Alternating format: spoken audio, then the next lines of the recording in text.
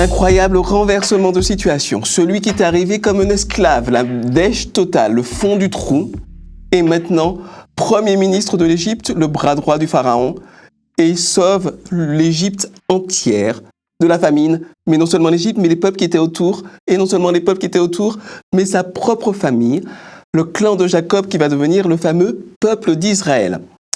Alors, est-ce que tout est bien qui finit bien ? Eh bien, c'est pas si simple. Et nous avons nos deux estimés, appréciés invités, Élise Lazarus. Bonjour Élise. Bonjour Jacques. Bienvenue, contente de te voir. Mais moi aussi. Et Carl Johnson. Bienvenue Carl. Salut. Content de te voir. Ah, c'est toujours un plaisir. Partagé. Alors, rappelons donc qu'une grande famille sévit en Égypte et que finalement, Joseph va petit à petit distiller le grain qui a été mis de côté, thésaurisé à ceux qui en ont besoin, mais pas de manière inconditionnelle.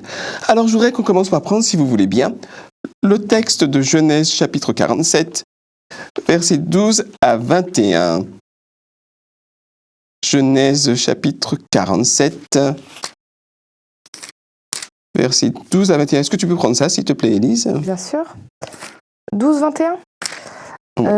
Joseph pourvut à tous les besoins de son père, de ses frères et de toute la maison de son père, selon le nombre de leurs familles. Il n'y avait plus de pain nulle part dans le pays, car la famine était très sévère. L'Égypte et Canaan dépérissaient à cause de la famine. Joseph recueillit tout l'argent qui se trouvait en Égypte et en Canaan en échange du grain qu'on achetait. Il fit entrer cet argent dans la maison du Pharaon. Quand l'argent d'Égypte et de Canaan fut épuisé, tous les Égyptiens vinrent à Joseph en disant « Donne-nous du pain ! Faut-il que nous mourions devant toi parce que l'argent manque ?» Joseph dit « Donnez vos troupeaux et je vous donnerai du pain en échange de vos troupeaux, puisque l'argent manque. » Ils amenèrent leurs troupeaux à Joseph et Joseph leur donna du pain en échange des chevaux, des troupeaux de petits bétail, des troupeaux de gros bétail et des ânes. Il leur fournit ainsi du pain cette année-là, en échange de tous leurs troupeaux. Lorsque cette année fut écoulée, ils vinrent à lui l'année suivante et lui dirent « Nous ne te cacherons pas, mon Seigneur, que l'argent est épuisé. Les troupeaux de bêtes sont à toi. Il ne reste plus à t'offrir que nous-mêmes et nos terres. Pourquoi devrions-nous mourir sous tes yeux avec nos terres ? Achète-nous avec nos terres en échange de pain et nous serons esclaves du Pharaon, nous et nos terres. Donne-nous de quoi semer. Ainsi nous resterons en vie, nous ne mourrons pas et nos terres ne resteront pas désertes. » Joseph acheta ainsi toutes les terres de l'Égypte pour le Pharaon. Les Égyptiens vendirent leurs champs parce que la famine était forte. Dès lors, le pays appartint au Pharaon. Il transféra le peuple dans les villes, d'une extrémité à l'autre du territoire de l'Égypte. Et donc Joseph fournit du pain à son père, à ses frères et à toute la maison de son père, selon le nombre des enfants. Mais par contre, quand il s'agit de donner le blé égyptien aux Égyptiens, il commerce. Et finalement, il va jusqu'à acheter même leurs champs, leurs bêtes et leur vie, puisqu'il va les transformer en esclaves. Est-ce qu'il n'y a pas un peu de poids, de mesure ? Est-ce que ça vous paraît bien moral, tout ça ? Qu'est-ce que vous en pensez ? J'en pense que c'était des circonstances différentes des nôtres. Moi, en tant que femme du XXIe siècle, je dirais, ben non, Joseph, tu fais n'importe quoi et tu n'es pas digne de ce que Dieu demande de toi. En même temps, Joseph là n'agit pas en son nom propre. Il agit au nom du Pharaon et il s'est engagé à défendre les intérêts du Pharaon. Or, quand on regarde un peu les histoires de l'Égypte à l'époque, il y avait des grandes dissensions, des grands problèmes, entre autres entre les temples, les prêtres et le Pharaon. Quel genre de dissension ? En fait, les pharaons étaient des rois, enfin des pharaons de droit divin, descendants des semi-dieux, oui, des semi-dieux descendants des dieux, mais ils devaient toujours composer avec les prêtres qui étaient très puissants, plus proches du peuple souvent, et souvent même plus riches que lui.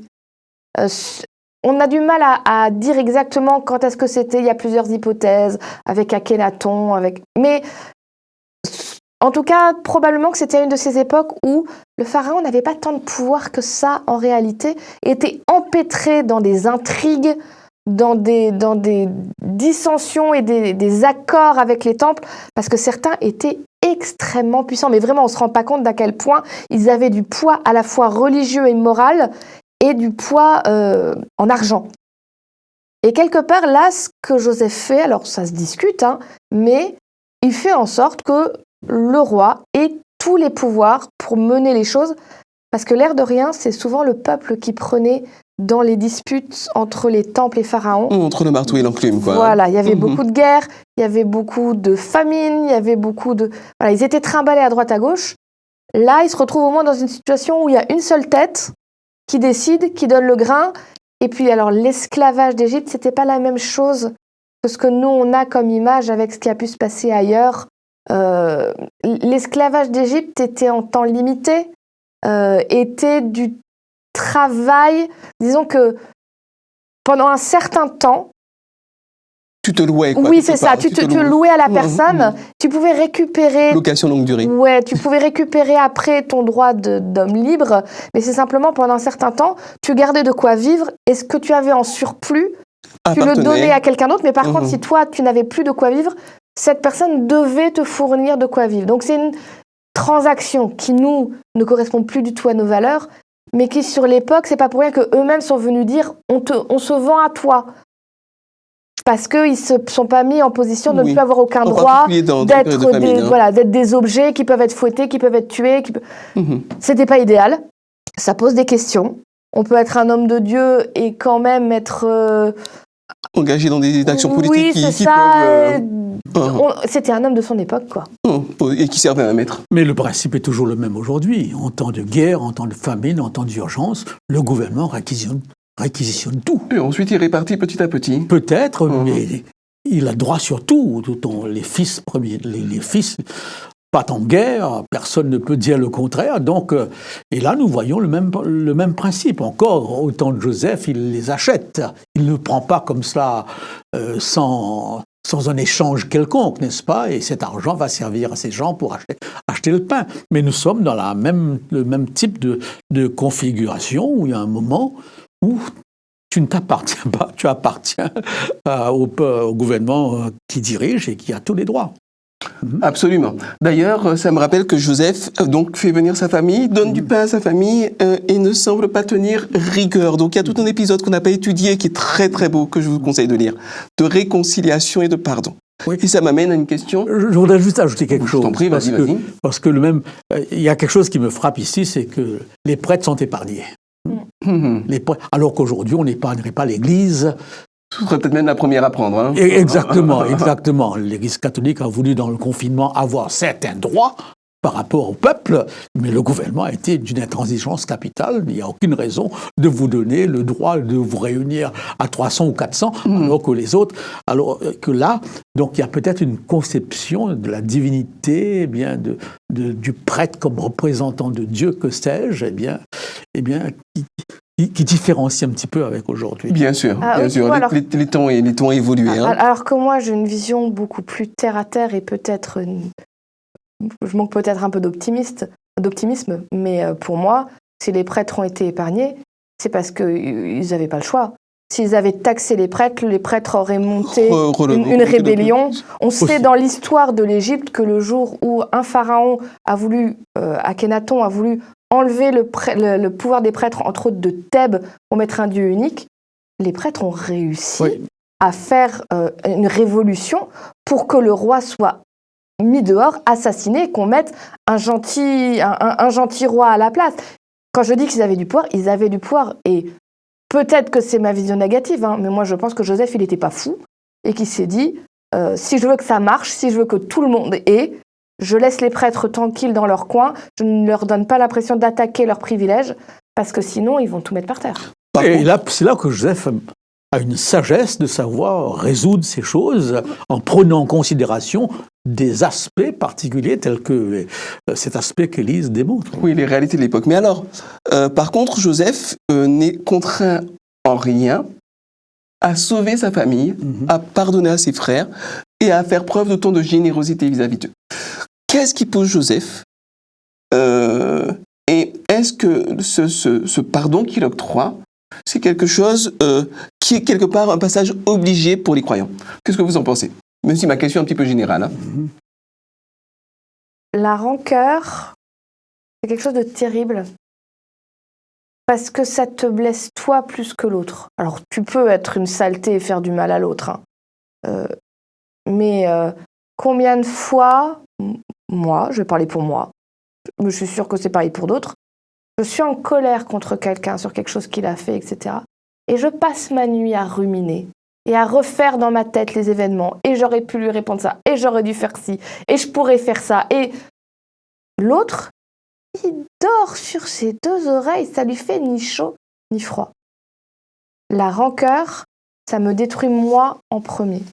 Et du coup, la capacité à pardonner, c'est pas faire comme si rien n'avait existé. C'est pas faire table rase et puis voilà, on est dans un monde de bisounours. D'abord, pardonner, c'est en plusieurs étapes. Moi, ce qui me concerne, pardonner, ça veut dire laisser le passé dans le passé, ne pas le laisser bouffer mon présent et ne pas chercher le malheur de cette personne-là. S'il faut, je la laisse dans son coin, qu'elle vive sa vie, qu'elle fasse son cheminement à elle, je ne lui chercherai pas de mal et je lui laisse le droit d'évoluer pour le mieux si c'est son choix. Ça, pour moi, c'est ma part du pardon. Après, l'autre a lui aussi son choix, ou bien, comme les frères de Joseph, d'avoir évolué, et c'est ce que Joseph a vérifié, en faisant un peu des stratagèmes, il a vérifié qu'il n'était plus dans la même optique de dire on est jaloux du petit frère, on va l'assassiner à la première occasion, etc. Donc, ils ont évolué, et dans ce cas-là, le pardon peut aller pour se rejoindre et recréer une histoire ensemble. Une réconciliation. Une réconciliation. Ou bien l'autre peut rester là où il en était, ne pas avoir eu de changement de cœur. Et dans ce cas-là, il n'y a pas cette réconciliation, il n'y a pas ce chemin qui se retrouve. Mais au moins, moi, je suis en paix sur mon chemin et toi, tu fais ton chemin à toi avec tes propres choix. Je ne sais pas si j'étais claire. Oh oui, oui, oui. Je crois que Joseph a été marqué par le fait qu'il a été vendu, qu'il a passé autant d'années. Il a été trahi aussi. Il a été trahi, qu'il a passé autant de temps loin de son père, etc., et qu'il a connu une certaine misère en prison. Donc sa vie est un succès, mais en même temps a connu des moments difficiles. Ce qui me frappe dans cette histoire, c'est que les frères vont se sentir profondément coupables, ils vont avoir même peur des réactions de Joseph, ils ont l'impression, et eux aussi vont utiliser parfois des stratagèmes pour apaiser, d'ailleurs sur le conseil du papa. Allez-y, apportez ceci, donnez ceci. Donc, c'est toujours la même chose aujourd'hui encore, ces échanges relationnels dans le cadre familial et autres pour apaiser, pour réconcilier. Les stratégies, les stratagèmes sont nombreux aussi. Mais ce qui me frappe en même temps, c'est qu'il ne va pas aller jusqu'au bout de les culpabiliser à 100%, dans la mesure où il va invoquer une raison supérieure à tout ce qui s'est passé. Qu'est-ce qu'il va dire en l'occurrence? Oui, il va dire que Dieu a changé le mal en bien. Tout cela est arrivé pour que finalement je puisse vous sauver à un moment donné. Donc, est-ce que c'est de la générosité de sa part? Mais il dit aussi une vérité, que Dieu parfois change les choses, là où on pourrait s'attendre à la catastrophe, finalement... Un bien peut en ressortir. Oui, c'est un petit peu la plante qui pousse, n'est-ce pas, dans un lieu désert. On se dit comment, et pourtant, cette plante pousse. Donc là, cette histoire est pleine d'éléments très intéressants. Le fait qu'il éprouve ses frères, ça aussi, ça arrive aujourd'hui quand on regarde certains films à la télévision, certaines histoires, dans la famille, on met à l'épreuve. On met à l'épreuve. J'avais regardé un film une fois, où un homme éprouvait sa femme en l'exposant à l'adultère. Parce que tu te souviens du film, c'était exactement. Donc, l'être humain est complexe. L'être humain est très complexe. Mais c'est sûr et certain qu'il les éprouve. En même temps, il ne cache pas sa souffrance. Il pleure en cachette, n'est-ce pas, jusqu'au moment où il pleure sur les épaules des uns et des autres, surtout de son frère Benjamin. Donc l'histoire est pathétique finalement. Et moi, enfant, j'étais passionné par cette histoire de Joseph. Je me demande aussi à quel point, s'il les a mis à l'épreuve, c'est parce qu'il avait peur pour Benjamin. Il se rend compte, il voit arriver un frère qu'il ne connaît pas, qui est le petit jeune et qui visiblement est le petit préféré aussi, et ça se voit vite. Et je me demande à quel point il se dit, pas question qu'il lui arrive à lui ce qui est arrivé à moi. Parce que l'air de rien, quand il dit je le garde avec moi comme esclave, ça lui permet, si les frères réagissent mal et disent oui, vas-y, prends-le, il le met en sécurité. Parce qu'il ne compte pas faire de mal à Benjamin. Si jamais les frères font n'importe quoi, il le garde avec lui et il sera le petit frère du premier ministre d'Égypte. Donc, voilà, à quel point le cœur a parlé aussi pour dire pas cette fois-ci. Et le soulagement de savoir que ses frères ont changé. Et que le petit frère est en sécurité. Et Judas qui se propose de prendre la place. Alors que dans son cas, c'était le contraire. C'était le contraire. Bien que Ruben avait l'intention de le sortir. Donc je crois qu'il y a ces éléments psychologiques très intéressants. Et justement, et malgré son jeune âge, donc Joseph a réussi à se hisser au-dessus des rangs de sa rancœur, au-dessus des circonstances pour finalement avoir une vision globale et essayer d'élever l'ensemble de sa famille. Et je crois d'une manière générale, quand on s'élève au-dessus, l'élément qui joue ici, c'est le rapport avec Dieu, n'est-ce pas ? Alors, est-ce que tu vas expliciter un petit peu ? C'est-à-dire... toute chose concourt au bien de ceux qui aiment Dieu. C'est pas toujours facile de comprendre ce texte. Il y a un plan de Dieu quelque part qui nous dépasse, n'est-ce pas ? Et l'objectif de ce plan, finalement, la finalité de ce plan, c'est le bien-être de tous. Joseph, dans ce récit, essaye de voir plus loin. Et quand le croyant veut voir plus loin, il peut le faire qu'avec le regard de Dieu ou en regardant, Dieu. Vous voyez, voilà un petit peu comment personnellement je conçois la chose, parce que dans un conflit entre croyants, tôt ou tard, l'argument décisif, ce sera le rapport avec Dieu, ou ce que Dieu voudrait, n'est-ce pas, et souhaiterait dans cette situation, n'est-ce pas ? C'est ça qui va l'emporter si nous sommes dans un cadre de croyants convaincus. Donc, si je comprends bien, Joseph aurait très bien pu s'arc-bouter sur sa rancœur. Il avait de très bonnes raisons de le faire. Il aurait pu finalement faire un procès de plusieurs jours, plusieurs mois à ses frères. Il aurait pu les punir parce qu'il avait le pouvoir de le faire. Quel procès ? Oui. Quel procès ? Il est Premier ministre, il y a la famine partout. Grâce à lui, le pharaon possède l'Égypte entière. Oui. Tous les peuples autour dépendent de lui. Il claquait des doigts. Quel procès ? Il disait aux gardes, ils ont volé quelque chose. Coupez-leur la tête. Pardon, c'est très caricatural. C'est des péquenots de Canaan qui arrivent. Il dit, vos têtes me revient pas, coupez-leur la tête, un point. C'est aussi simple que ça. Il avait rien à justifier.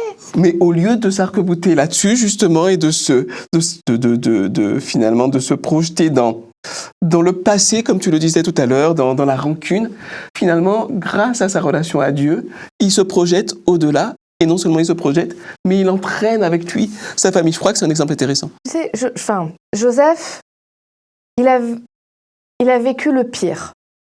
Il a été trahi par sa famille.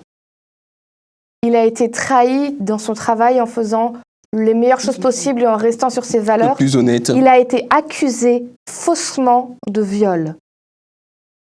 Quand tu arrives en prison et qu'on dit, lui, s'il a fait une tentative de viol sur une dame importante, il a aidé des gens en prison, il a fait les choses bien.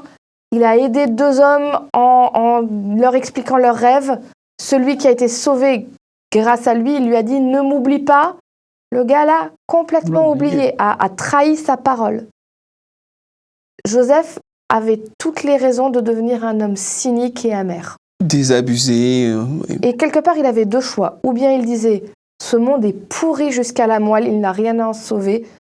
Puisque c'est comme ça, à partir de maintenant, j'agirai pour moi, c'est moi en premier. » Ou bien il pouvait dire « Ce monde est pourri, il faut que ça change, je ferai tout ce que je peux pour en faire un monde meilleur. » Et les 2 choix, quelque part, peuvent s'entendre. On pourrait comprendre que Joseph dise à partir du moment, maintenant j'ai le pouvoir, c'est pour ma pomme, mais ça pourrait s'entendre, mais il choisit autre chose. Il a choisi l'autre. Oui. Et c'est quand même une preuve d'un grand courage et d'un grand caractère. Et ça nous pose des questions à nous aujourd'hui. Alors j'espère qu'on ne vit pas des choses au niveau de ce que Joseph a vécu, mais on vit dans un monde pourri. Et je vous avoue qu'en ce moment, quand je regarde ce qui se passe dans le monde, dans la politique, dans les réactions des gens autour de moi, des fois, j'ai envie de te dire, mais ce monde est pourri, pourquoi je me fatigue? Mais je veux continuer encore et encore à dire, à mon petit niveau, je ferai ce que je peux Pour faire avancer un peu les que ce monde choses. soit un peu plus beau et un peu plus juste. Ne serait-ce que pour ceux qui sont autour de moi. Je pense que le plus grand pouvoir, c'est de ne pas utiliser le pouvoir. Joseph aurait pu l'utiliser, il ne le fait pas. Ça me rappelle le Christ qui disait « Si je veux faire venir une couronne d'anges, je peux le faire ». Donc la tentation du pouvoir est forte. Oui, le pouvoir qui sert les intérêts individuels. Et en même temps, la résistance dans l'utilisation du pouvoir demande une force de caractère inimaginable. Et là, Joseph fait preuve d'une force de caractère parce qu'il n'utilise pas le pouvoir qu'il a par rapport à ses frères et au ressentiment qu'il aurait pu éprouver au fond de lui-même. Et pour autant, une dernière question sur le sujet. On l'a un petit peu évoqué, hein, ça a déjà été un petit peu dit, mais je veux que ce soit vraiment clair pour nos auditeurs. On entend souvent dans les milieux croyants, il faut pardonner. Et je voudrais interroger avec vous ce mode impératif. Qu'est-ce que vous en pensez? Est-ce que c'est une obligation? Est-ce que c'est un impératif? Est-ce que c'est un must? Il faut pardonner, oui, pour son bien-être personnel, mais il n'y a pas de période de temps qui a été mise. Si je viens d'être agressé, tabassé par quelqu'un, et que tu viens et que tu me dis tu dois pardonner, je vais te dire va voir ailleurs si j'y suis. Laisse-moi le temps. Le pardon se fait par étapes, et dans le pardon, il y a d'abord l'acceptation de ce qu'on a vécu, la reconnaissance du statut de victime, et il y a aussi parfois le besoin que des choses soient mises en place pour que la justice, déjà humaine, ait lieu. Demander à quelqu'un de sauter ces étapes-là, c'est criminel. Et je pèse mes mots, c'est criminel parce que vous allez bousiller la vie de quelqu'un. Il y a besoin psychologiquement de ces étapes-là pour pouvoir avancer correctement derrière. Donc oui, l'idéal, c'est qu'une personne, pour son bien-être personnel, et je le répète, arrive à ne pas rester bloquée dans quelque chose qui l'a détruit, mais puisse recommencer à avancer. Mais pour ça, Joseph, il a eu des années et des expériences avant d'être face à ses frères. Tu ne peux pas demander à quelqu'un en un claquement de doigts de faire tout est beau, tout est rose, on est dans le monde des bisounours. C'est pas vrai et c'est même pas ce que Dieu demande. Donc, laissons le temps aux personnes de digérer ce qu'elles ont vécu et de pouvoir, à leur rythme, arriver au pardon. Et des fois, ça prend 20 minutes et des fois, ça prend 20 ans. Il ne faut pas rajouter de la culpabilité à la souffrance. Je vois. Qu'est-ce que tu en dis, Karl? Oui, il y a un processus dans le pardon que les églises n'ont pas toujours compris. Et on fait même de la Sainte Seine une sorte de lessivage. Oui, alors la Sainte Seine, peut-être pour nos amis, c'est... Tu veux expliquer ce que c'est que la Sainte Seine pour nos amis? C'est la cérémonie du pain et du vin, n'est-ce pas? Et alors, on demande dans certaines églises, une semaine avant, réconciliez-vous, hein? Réconciliez-vous, et on a un petit peu l'impression que c'est du plâtrage. Artificiel, automatiquement, n'est-ce pas? Et plus la douleur est grande, plus le pardon est difficile. Et on ne peut pas pardonner sans douleur, sans souffrance. Si on prend au sérieux l'offense, hein, si vraiment on a été profondément blessé. C'est pour cette raison, lorsque les gens qui ont eu un conflit ou l'un dit à l'autre, c'est pas si grave que ça. Comment c'est pas si grave que ça, hein? Tu t'es moqué de moi, Non, c'est grave. C'est grave. Et cette gravité va être en même temps la mesure du pardon et l'intensité du pardon. Donc, ça demande du temps. Maintenant, est-ce qu'on peut pardonner et ne pas oublier? Est-ce qu'on peut dire qu'on a tout oublié, n'est-ce pas? Ce sont des éléments... On a écrit beaucoup sur il y a une théologienne qui a fait de ce sujet, j'oublie son nom, Balmary ou c'est, je ne sais plus, une théologienne protestante, n'est-ce pas? Et qui a beaucoup écrit sur le pardon, n'est-ce pas? Et donc il ne s'agit pas d'oublier ou est-ce qu'il s'agit d'oublier? Il ne s'agit pas d'oublier, qu'est-ce que tu en penses? Peut-on oublier? Est-ce qu'on peut seulement? Voilà la question. Est-ce que c'est possible seulement d'oublier? Si dans ce conflit, il y a des séquelles physiques qui sont là et que je vais traîner jusqu'à la mort, est-ce que je peux dire, bon, j'ai oublié, n'est-ce pas? Et si on n'oublie pas, est-ce que ça veut dire qu'on n'a pas pardonné? Voilà. On peut avoir pardonné, mais que veux-tu? les souvenirs sont là, ils reviennent, les émotions rappellent, et les incidents de la vie te rappellent les événements, n'est-ce pas? Et quand on se souvient, je pense à une femme qui m'avait posé la question une fois, j'ai l'impression que Dieu ne m'a pas pardonné, que je ne suis pas pardonné parce que je pense toujours à ce que j'ai fait. Bon, je ne sais pas si j'ai eu raison de lui faire comprendre qu'il y a deux aspects à la chose. Dieu t'a pardonné, mais tes émotions forment partie de ta vie. Tes souvenirs sont inscrits quelque part. C'est pas parce que le souvenir revient que tu dois dire que Dieu ne t'a pas pardonné, n'est-ce pas? Eh bien, le chagrin est là, la détresse est là. Le stress. Le stress est là, on vit avec, mais ça n'enlève pas le fait qu'on a été pardonné. Dieu a oublié ton péché, je l'ai jeté au fond de la mer. Ça, c'est un prophète qui dit ça. C'est un prophète qui le dit, c'est oui. magnifique l'expression. Il est effacé. Mais ça, je crois que ces aspects, parfois, sont présentés un petit peu à la va-vite. Je pense avec des conséquences potentiellement négatives, effectivement. Élise ? Je pense qu'on prend de façon trop littérale quand la Bible dit que Dieu a effacé, a oublié ton péché. Attention, je ne dis pas que c'est gardé quelque part et que Dieu va le ressortir. Mais si, quand Dieu pardonne, il n'y a plus de traces, c'est comme si ça n'avait pas existé, Jésus n'avait pas besoin de mourir. Une amnésie. Jésus n'avait pas besoin de mourir dans ce cas-là. Une amnésie. Parce que si c'est disparu comme si ça n'avait jamais existé, il n'y a pas besoin qu'il y ait un non, pont on est bien d'accord. voilà. C'est une imagerie que tu utilises pour nous faire comprendre qu'il n'est pas comptable de voilà, exactement. Que c'est une image pour nous dire Dieu n'a pas gardé dans un petit coin pour te le ressortir et te dire tu as fait ça, ça, les ça. Vieux dossiers. Tu es compté comme juste. Et il a décidé de rétablir la relation et de continuer à avancer avec toi.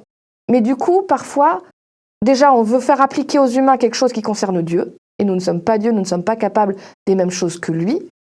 Et puis en plus, ça arrive à demander à des gens de faire des choses dangereuses pour elles-mêmes et pour l'autre.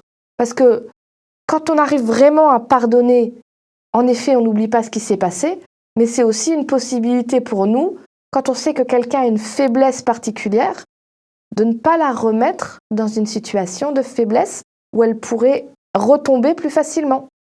Et nous-mêmes, on n'oublie pas les péchés qu'on a faits parce que ça nous permet de grandir et de dire « je ne veux pas recommencer là-dedans ». Si j'oublie et que je fais comme si ça n'avait jamais existé, je ne grandis pas quelque part. Je ne m'éloigne pas de ce que j'étais et que je ne voulais pas être. Donc l'amnésie, ce n'est pas la solution.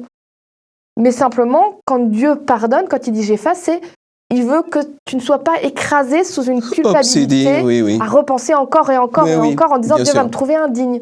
Non, Dieu te dit « je te regarde, non pas pour ce que tu étais, mais pour ce que tu peux devenir ». Eh oui. Alors, chers amis, peut-être que l'aspect des miracles, des songes, de l'interprétation prophétique vous a impressionné dans l'histoire de Joseph. Mais certainement, l'aspect le plus impressionnant, c'est celle d'un homme comme n'importe lequel d'entre nous, homme ou femme, qui a eu des circonstances compliquées, mais qui a tenu bon, avec des résultats qui n'étaient pas prévisibles. Ça aurait pu bien se terminer ou ça aurait pu mal se terminer, mais finalement, la valeur de ce qu'il a fait résidait non pas dans le résultat qu'il souhaitait obtenir, mais tout simplement dans le fait de regarder au-delà du mal commis et d'emmener avec lui ceux-là même qui lui avaient fait du mal vers une destinée qui était nettement plus profitable. Merci de nous avoir suivis et à très bientôt. Au revoir.